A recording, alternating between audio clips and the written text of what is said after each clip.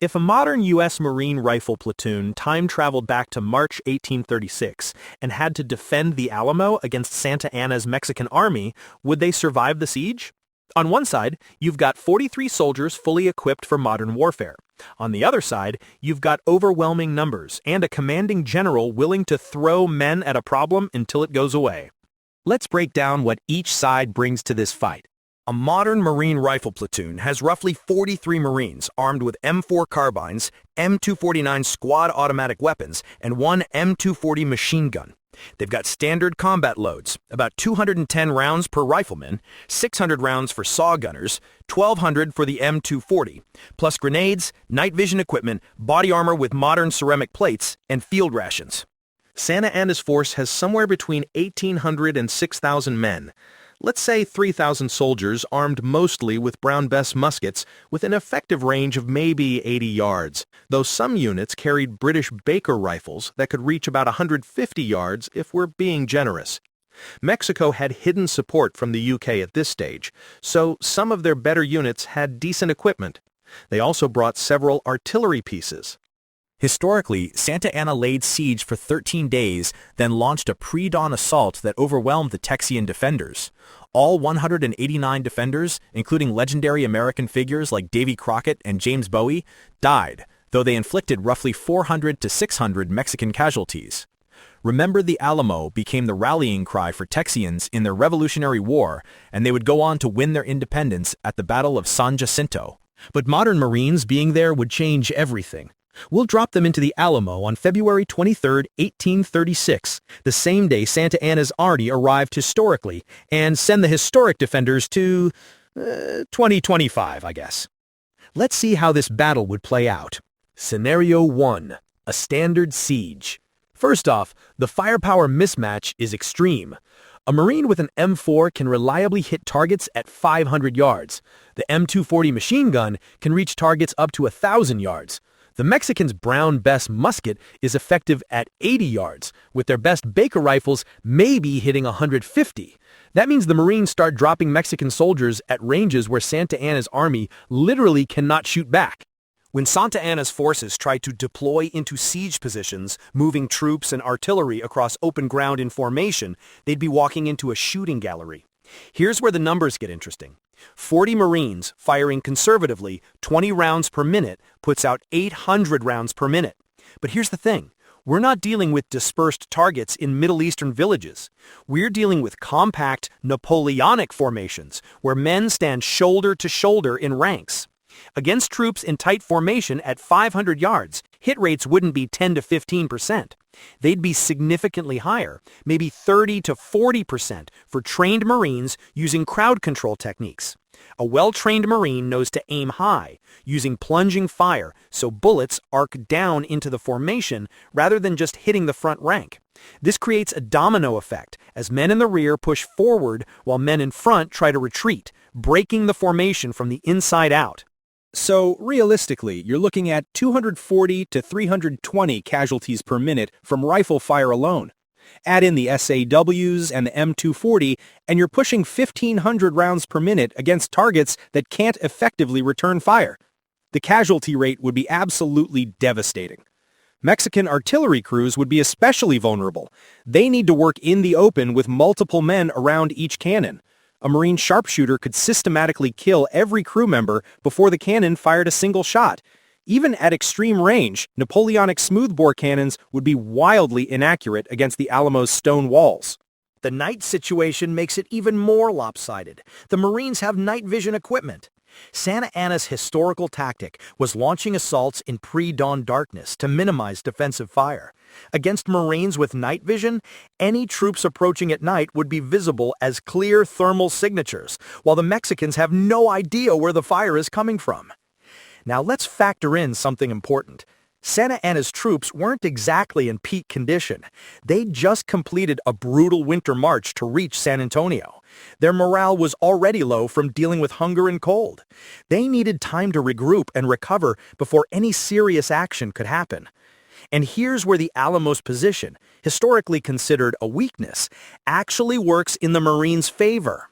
The fort has poor defensive positioning by traditional standards. It's low-lying and can be approached from multiple directions. Santa Anna would naturally try to surround it, thinking he could exploit this weakness. But with modern weapons, this becomes an advantage. No matter which direction the Marines look, they have targets. The Mexicans need to position forces on all sides to maintain the siege, which means they're all within effective rifle range from somewhere on the Alamo's walls. They can't mass their forces without creating dense targets, and they can't spread out without weakening their siege positions. Even if Mexican officers used the tower in San Antonio to scout and coordinate their forces, the death toll would force them to reconsider. After the first day or two, Santa Anna would have lost 800 to 1,200 men without inflicting a single casualty on the defenders. His troops would be demoralized by invisible fire from impossible distances. The siege would last maybe 4 to 5 days before Santa Anna withdraws, losing roughly 1,500 to 2,000 men total. The Marines would use maybe 10,000 to 12,000 rounds, well within their supply limits, and suffer zero or near zero casualties. And here's something worth mentioning. Even if a Marine did get hit, modern ceramic plate armor can actually stop musket balls at typical engagement ranges. It's been tested. The Brown Bess firing a .75 caliber ball doesn't have the velocity to punch through modern body armor at 80 yards. Obviously, hits to exposed areas like arms or legs are still dangerous, and ricochets and artillery remain threats. But the torso protection alone dramatically reduces the casualty risk. So unsurprisingly, the Marines successfully defend the Alamo and send Santa Anna retreating. But that's the boring outcome. Let's now look at a surprisingly plausible scenario where Santa Anna gets some intel on the defenders and changes his strategy. Scenario 2. An all-out assault. Santa Anna was an impatient man, and he knew very well about the other Texian forces gathering in the area. History tells us the biggest trait in his warfare was simple. He was willing to send his men into a meat grinder if that meant victory. Let's say that through scouts or captured prisoners, Santa Anna learns there are fewer than 50 men defending the Alamo. To him, that may seem like a winnable battle no matter what kinds of weapons they have. He's going to order an all-out assault to simply overwhelm the fort through sheer mass. Here's the scenario. Santa Anna positions roughly 3,000 men in a circle around the Alamo at about 800 yards distance. At that range, they're theoretically safe from the Marines' most accurate fire. The fort's a small area, and even Marines can't effectively cover every direction simultaneously with just 43 men and limited machine guns. The plan is simple but brutal. Charge from all directions at once, close the distance in about 4 minutes, and overrun the walls through overwhelming numbers. When the assault begins, 3,000 men running from all sides creates an immediate problem for the Marines. They can kill a lot of enemies, but they can't stop the entire circle from closing in. The math is simple. Even with devastating firepower, 43 Marines can't engage 3,000 targets simultaneously. Let's break down the timeline. At 800 yards, the charge begins. The Marines immediately open up with everything they have. The M240 gunner focuses on the largest concentration of troops. SAW gunners take sectors. Riflemen pick targets. At a full sprint, Mexican soldiers need about 4 minutes to cover 800 yards, maybe less if they're highly motivated and ignore casualties. For the first 2 minutes, the Marines have a turkey shoot. They're dropping Santa Anna's men by the dozens. The M240 is scything through formations. Marines are using aimed fire into dense masses of charging troops. Conservatively, the Marines might kill 400 to 600 men in those first 2 minutes. It's horrific, but it's not enough to stop the assault. At the 2-minute mark, something critical happens. The Mexicans are now at roughly 400 yards. Mexican sharpshooters with Baker rifles can start taking pot shots at Marines on the walls. The accuracy is terrible at that range, but volume matters. When dozens of rifles are firing at the same section of wall, somebody's going to get lucky. The Marines now have to balance offensive fire with taking cover, and every Marine that goes to ground is one less rifle engaging the assault. Santa Anna would also coordinate his artillery to advance with the assault. Horse teams drag howitzers forward during the charge. Once they're in range, they start lobbing shells at the fort. The suppression doesn't need to be accurate, it just needs to make Marines keep their heads down. By the 3-minute mark, the circle is closed to maybe 200 yards. The Marines are still inflicting horrific casualties. Total dead might be approaching 800 to 1,000 men. But the assault hasn't broken. Mexican troops are using their own dead as cover, and the sheer chaos of 3,000 men charging creates confusion about where to aim. Some Marines might be wounded by now from lucky shots or shell fragments. Even 1 or 2 Marines out of action significantly reduces the defensive firepower. At 4 minutes, the first Mexican troops reach the walls. The assault succeeds not because Santa Anna won, but because he was willing to sacrifice 1,000 to 1,200 men to close the distance. Once troops are at the walls with ladders and in hand-to-hand range, the Marines' firepower advantage evaporates.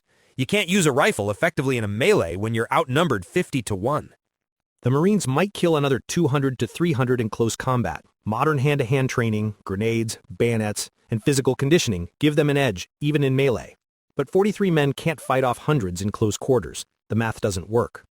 Total casualties for Santa Anna would be catastrophic. Somewhere between 1,200 and 1,500 dead, with probably another 500 to 700 wounded. That's half his assault force. But he'd take the fort.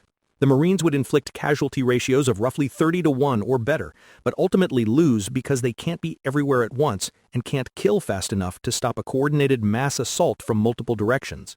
This strategy is exactly the kind of thing Santa Anna would consider. He viewed soldiers as expendable resources. If losing 1,500 men meant taking the Alamo and securing his position in Texas, he'd make that trade without hesitation.